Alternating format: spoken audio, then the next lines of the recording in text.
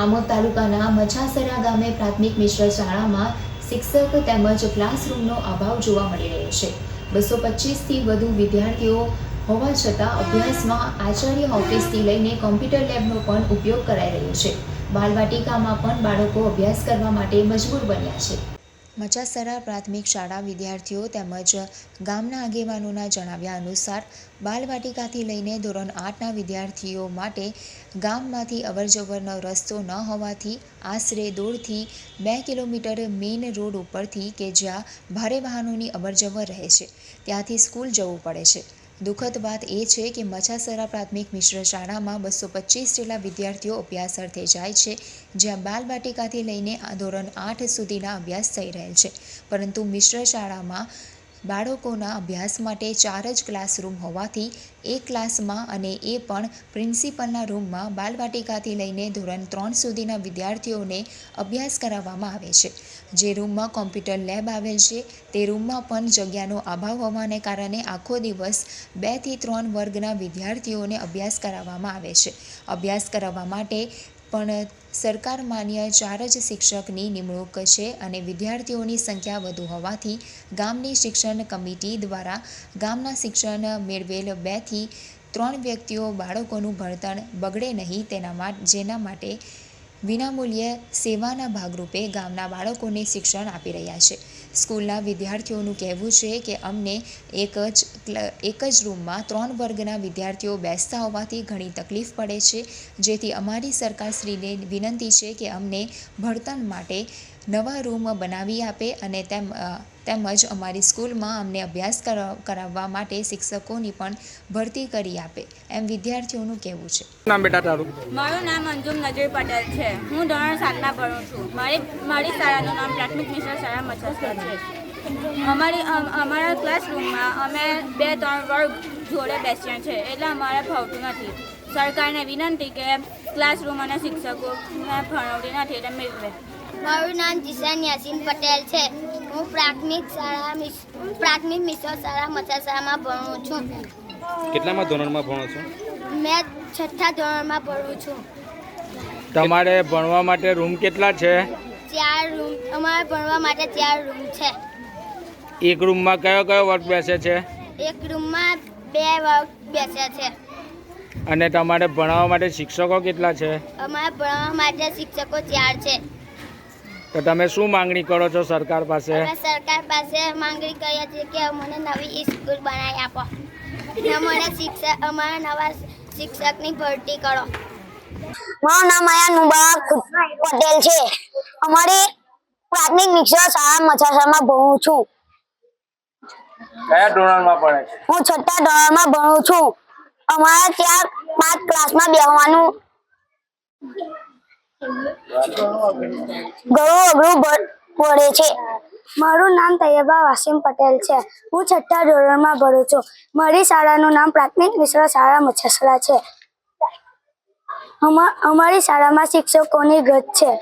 શિક્ષકોની ઘટ પૂરાય તો ઘણું સારું। તમારે બેસવાની વ્યવસ્થામાં કેવું છે? અમે 2-3 રૂમમાં 4 રૂમ છે ને તમારા? તો 4 રૂમમાં એક રૂમમાં કેટલા વિદ્યાર્થીઓ બેસો છો? મારું નામ ઇબ્રાહિમ ઇસ્માઇલ પટેલ, મછાસરા ગામનો રહેવાસી છું। હવે અહીંયા સ્કૂલમાં છોકરાઓને બેસવા માટે રૂમ નથી, તો જે છોકરાઓએ જણાવી એ હકીકત સાચી છે અને ટીચરોનો અભાવ છે। તો વહેલી તકે અમે સરકારશ્રી પાસે અપેક્ષા રાખીએ છીએ કે વહેલી તકે સ્કૂલમાં ટીચરોનો ભરતી થાય। સ્કૂલ માટે તમે અગાઉ કોઈ સરકારને જાણ કરી હતી ખરી? હા, 2 વર્ષથી જાણ કરેલી છે અને સ્કૂલના રૂમ બનાવવા માટે 2012થી અમે જાણ કરેલી છે। માહિતી એવી મળી રહેલી છે કે અહીંયા આગળ જે વિનામૂલ્યે કંઈ શિક્ષકો અભ્યાસ આપે છે, તે માહિતીને લઈને શું કહેશો? એ વાત સાચી છે। ગામના આપણે સ્કૂલની એસએમસી તરફથી મીટિંગ કરી અને એક ઠરાવ પાસ કરેલો છે અને ગામના 2-3 શિક્ષકો છે જે સ્કૂલને ફ્રીમાં સેવા આપે છે, છોકરાઓનું ભવિષ્ય ના બગડે એના માટે સારું કામ કરે છે। અબ્દુલ્લા ઇબ્રાહિમ સાહેબ, આ મછાસરાની અંદર આ પ્રાથમિક શાળા છે, તેની અંદર સૌથી પહેલા તો આપણે એક સવાલ એ છે કે કેટલા વિદ્યાર્થીઓ અહીંયા આગળ અભ્યાસ કરે છે બીજો એક સવાલ એ છે કે અહીંયા આગળ કેટલા ક્લાસરૂમ આવેલા છે? અહીંયા સાહેબ ટોટલી 222 બાળકો અભ્યાસ કરે.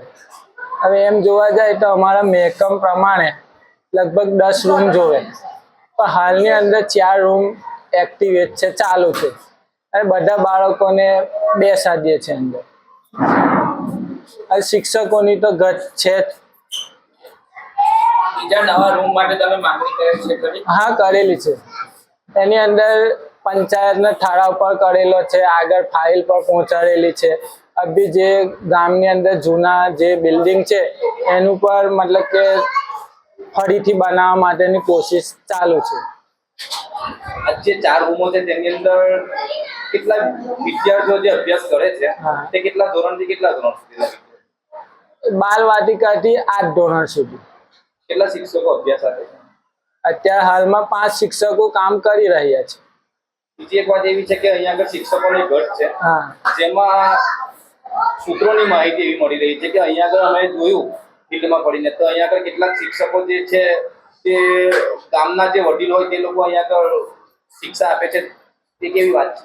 એ સાહેબ એવું છે કે આ ઘટ છે ને એના માટે એસએમસીએ ઠરાવ કરેલો છે કે ભાઈ જ્યાં સુધી શિક્ષકો ના મુકાય ત્યાં સુધી જે ગામના ભણેલા છે એ શાળાને મદદ કરે બાળકોનું શિક્ષણ માટે. એટલે એ લોકો આવીને ભણાવે. એ ભણાવે છે તે લોકો પગાર લે છે? ના ના, એ બિલકુલ ફ્રીમાં સેવા આપે. કેટલા શિક્ષકો આવીને એવી સેવા આપે છે? એ 3 શિક્ષકો છે જે લોકો ફ્રીમાં સેવા આપે. એને કોઈ પગાર નથી લેતો. મારું નામ દાઉદ ઈસા મીઠા મચ્છસરા. શું છે આ તમારી સ્કૂલની આજે જે પરિસ્થિતિ છે તેને લઈને શું કહેશો તમે? મચ્છસરા ગામની સ્કૂલમાં 1 થી 5 ધોરણ સુધી 8 ધોરણ સુધીમાં 4 જ શિક્ષક છે. એમાં કોમ્પ્યુટર ક્લાસ ચલાવવાનો બધા એક જ ક્લાસના 3 ક્લાસના એક જ રૂમની અંદર બાળકો મૂકવામાં આવે છે ને બિલકુલ ગંભીરતા બહુ ખરાબ છે મારા ગામ મચ્છસરાની. એમાં કોઈ પણ હાલતે ચાલે એમ નથી અને શિક્ષણ અધિકારીની પણ આની અંદર મિલીભગત ગણાય છે. અગર શિક્ષણ અધિકારી સાહેબ ચાહે તો આવી બધી મુશ્કેલી ઊભી થાય ના. મારા ગામની અંદર ગંભીરતા વધારે છે એટલે સ્કૂલમાં કોઈ જાતની દેખરેખ રાખવામાં આવતી નથી. બીજું કે સાહેબ 1 થી 8 ધોરણ સુધીમાં 4 જ શિક્ષક રાખવામાં આવેલા છે અને પ્રિન્સિપલના રૂમમાં પણ 3 ક્લાસના બાળકો ભેગા હોય છે. તો આ બિલકુલ ગંભીરતા લેવી જોઈએ અને આ સ્કૂલની અંદર કોઈ હિસાબે ચાલે એમ નથી. અને માજી શિક્ષકો જે રિટાયર થયેલા છે તે ફ્રીમાં સર્વિસ આપે છે અને બાળકોને ભણાવે છે. એ બિલકુલ ગંભીરતા જેવી વાત હોવી જોઈએ. આ વાતની ઉપર કડકમાં કડક કાર્યવાહી કરવી જોઈએ અને બિલકુલ ચાલે તેમ નથી મારા ગામની અંદર મચ્છસરા ગામની અંદર. 1 થી 8 ધોરણની અંદર કેટલા રૂમ ફાળવ્યા? 1 થી 8 ધોરણની અંદર 4 રૂમ ફાળવવામાં આવેલા છે. તેમાં એક જ ક્લાસ પ્રિન્સિપલના ક્લાસની અંદર 3 ધોરણના બાળકો ભેગા થઈને ભણાવવામાં આવે છે. તો એમને શું ભણતર મળે એની તમે પોતે વિચારો કે એમાં ભણતર શું મળે. શું કહેશો તમે શિક્ષણ વિભાગને આ બાબતે? શિક્ષણ વિભાગમાં મિલીભગત ગણાય છે. શિક્ષણ વિભાગ અગર ચાહે તો આ બધી તકલીફ દૂર થાય. આ મારા ગામ મચ્છસરા ગામની અંદર જે રિટાયર થયેલા શિક્ષકો સેવા આપે છે ફ્રીમાં, એ જોઈ વિચારીને એમને કામ લેવું જોઈએ.